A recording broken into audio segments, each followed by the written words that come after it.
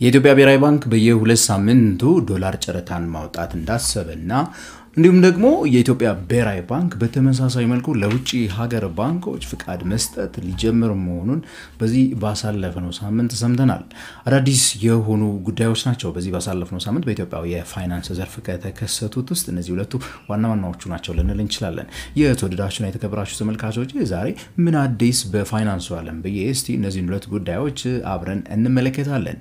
የተወደዳችሁና የተከበራችሁ ተመልካቾች ይህን ቻናል ታዲያ እስካሁን ድረስ ሰብስክራይብ ካላደረጋችሁ የንጋት ፖስት ቤተሰብ ይሁኑ አባል ይሁኑ ሰብስክራይብ በሉ ጆይን በሉ ከኢትዮጵያ ውጪ ካላችሁ ለጓደኞቻችሁም ሼር አድርጉ እያልኩ ይጋብዝኳችሁ ወደ ዛሬው ምን አዲስ ፕሮግራማችን በፋይናንሱ ዓለም እንሄዳለን።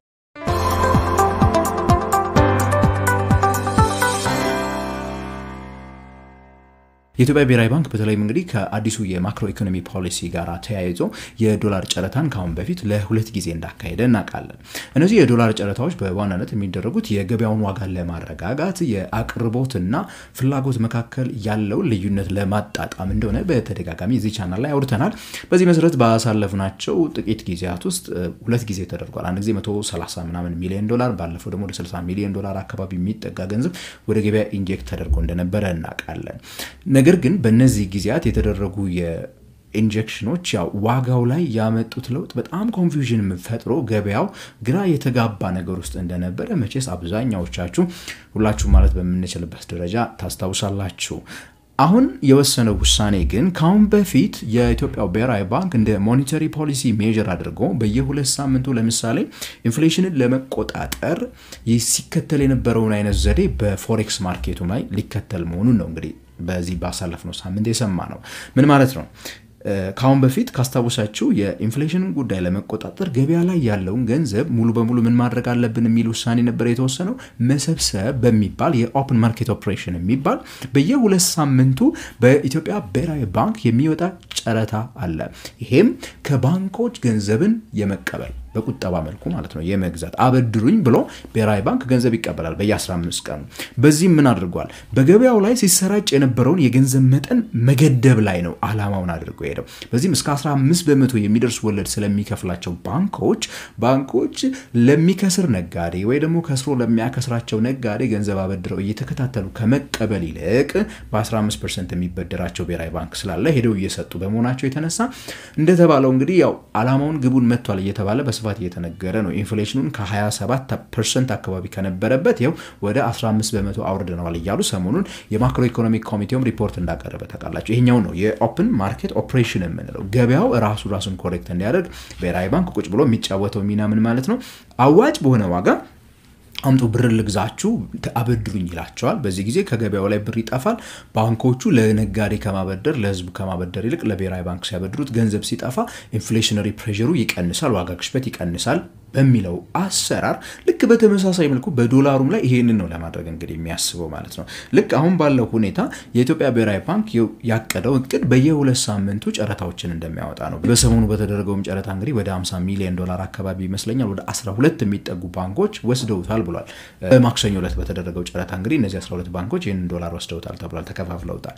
ይሄንን የሚያደርገው በ131 ብር አካባቢ አቨሬጅ ዋጋ ነው የተቀመጠለት። እነዚህ ባንኮች የወሰዱበትን ዋጋ ስንመለከት የባለፈው ካስታወሳችሁ ወደ 135 ብር አካባቢ ነበር አቨሬጅ ዋጋው።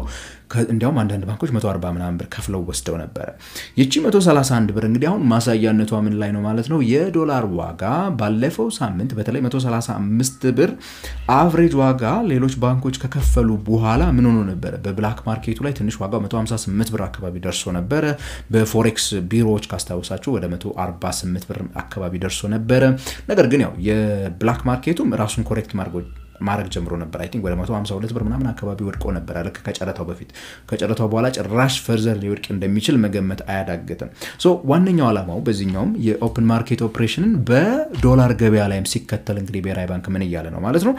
አቅርቦትን በስፋት በማቅረብ ገበያው ላይ ዶላር እጥረት አለ። ዶላር እጥረት ሳይሆን አሁን መፍጠር የሚፈለገው አገሪቷ ኢምፖርት ብዙ ስለምታደርግ የዶላር ሰፕላይን ማብዛት ማስፋት የሚባል ነገር ነው የሚፈለገው።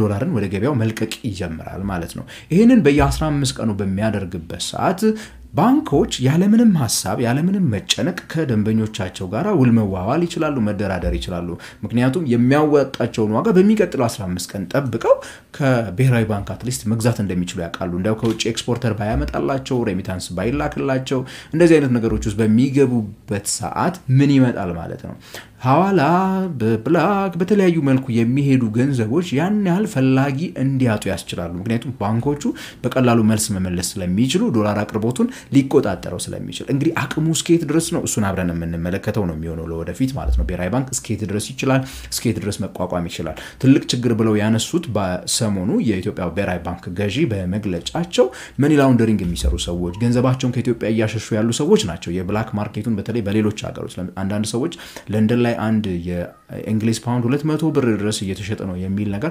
ሰሞኑን እዛ ሀገር የሚኖር ሰው መረጃውን አድርሶኛል እና እንደዚህ አይነት ነገሮች ለምሳሌ ምን ላውንደር የሚያደርጉ ሰዎች ምናምን ማስጠንቀቂያ ሰጥተዋል እነዚህ ሰዎች አትሊስት አቅማቸው በጣም ከከበደ እነዚህ ሰዎች የሚያሸሹት ገንዘብ እየበዛ ከመጣ ነው ሜቢ እንግዲህ ኤንቢ ከነሱ ጋር መቋቋም ይችላል አይችልም ይሄ ሪዘርቭ ላይ ይመሰረታል ማለት ነው ከወርቅ ግብይት መጨመር ጋር ተያይዞ እርግጥ ሪዘርቫችን በጣም ጨምሯል ስለዚህም ነው በየ2 ሳምንቱ እየሸጥን ያለ ነው ወይ ደግሞ ለመሸጥ ያሰብነው ብለዋል እንግዲህ እስከመቼ ይቋቋሙታል ይችላል እሱን አብረን የምንመለከተው ነገር ነው የሚሆነው የተከበራችሁና የተወደዳችሁ ተመልካቾች ይህንን ቻናል ሰብስክራይብ ካላደረጋችሁ እስካሁን ድረስ ታዲያ የደወል ምልክቷን በማብራት ሰብስክራይብ በሉ እንዲሁም ደግሞ ጆይን በማለት ቤተሰብ እንድትሆኑ ጋብዛችኋለሁ ከዛ ባለፈ እንግዲህ በዚህ ባሳለፍነው ሳምንት ውስጥ ከተሰሙ በጣም ወሳኝ ዜናዎች ውስጥ የውጭ ሀገራት ባንኮች ወደ ኢትዮጵያ ገብተው የሚሰሩበት ማቀፍ ሙሉ በሙሉ በይፋ ተደርጓል ማለት ነው በዚህ መሰረት እንግዲህ ያው የውጭ ሀገር ባንኮች 5 ቢሊዮን የኢትዮጵያ ብር ካፒታል እንደሚያስፈልጋቸው በሰብሲዲየሪ መልኩ ወደ ኢትዮጵያ ገብተው ስራ መስራትን የሚያስቡ ከሆነ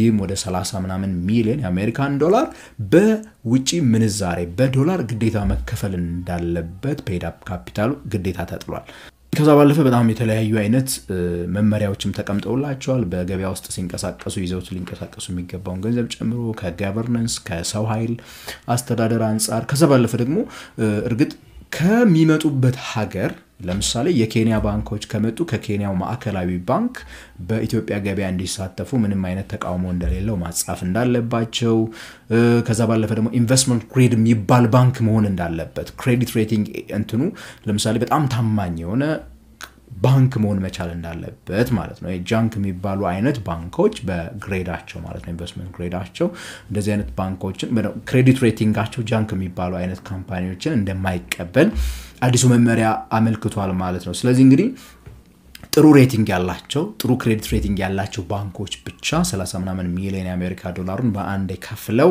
ወደ ሀገሪቱ ገብተው መስራት እንደሚችሉ ነው የተነገረው ከዛ ባለፈ ባንኮች በየአመቱ ለላይሰንስ ለምሳሌ ለማደስ don't think እስካሁን ድረስ ያልነበረ ነው የሀገር ውስጥ ባንኮች በነባሮቹም ሆነ አዲሶቹ የውጭዎቹም ካሁን በኋላ ክፍያዎችን መክፈል ይኖርባቸዋል ተብሏል ያው ብሔራዊ ባንክ እንግዲህ በቅርቡ በተቀመጠለት አዲሱ ድንጋጌ መሰረት ራሱን ችሎ እንዲወጣ ኢንዲፔንደንት እንዲሆን በበጀት ራሱን እንዲችል እንደዚህ አይነት ስራዎች እየተሰሩ እንደሆኑ እናውቃለን ከዚህ ጋር ተያይዞ እንግዲህ ኢትዮጵያ ብሔራዊ ባንክ የውጭ ሀገር ባንኮችን ኑ ብሎ ጋብዟል እንግዲህ የተቀመጡት ሪኳየርመንቶች በተለይ ለምሳሌ ከጎረቤት ኬንያ ጋር በመታወዳደሯቸው ሰዓት ትንሽ በጣም ከፍ ያሉ ነው የሚመስሉት በዶላር መጠኑ ስትመለከቱት ማለት ነው እርግጥ ኬንያ በቅርቡ አዲስ ህጎች አውጥታ ሜቢ አዲሱ ህግ ስራ ላይ የሚውል ከሆነ ሊበልጡን ይችላሉ ነገር ግን አይ ዶንት ኖ 35 ሚሊዮን ዶላርን ተጠቅሞ ማን ይመጣል የሚለው ነገር አብረን የምንመለከት ነው የሚሆነው እርግጥ ነው የኬንያ ባንኮች ያው የኬንያ ተቋማት እነ ሳፋሪኮምም ራሱ ያን ሁሉ ኦልሞስት ቢሊዮን የሚጠጋ ዶላር ከፍረው ወደ ኢትዮጵያ